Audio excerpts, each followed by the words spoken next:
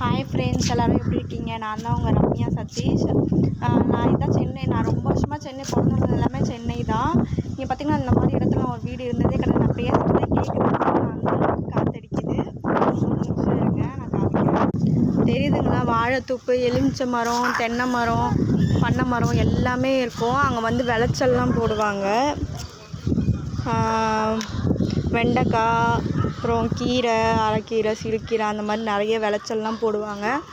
நம்ம ஆளுங்க தான் வந்து மரத்தெல்லாம் வெட்டிட்டு வீடு கட்ட ஆரம்பிச்சிட்டாங்கள்ல, அதனால் வந்து இந்த மாதிரி இடத்த நான் பார்த்ததே இல்லை. இங்கே பார்த்திங்கன்னா டென்னிஸ் கோர்ட் இருக்கும். ஈவினிங்கில் தான் விளையாடுவாங்க.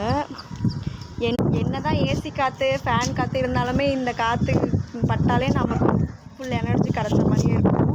மைண்ட் வந்து அவ்வளோ ஒரு ரிலாக்ஸ்டாக இருக்கும். உங்களுக்கு வந்து இந்த வீடியோ பிடிச்சிருந்தா லைக், சப்ஸ்கிரைப் பண்ணுங்கள். தொடர்ந்து எங்களுக்கு சப்போர்ட் பண்ணிகிட்டே இருங்க. ஓகே ஃப்ரெண்ட்ஸ், பாய்.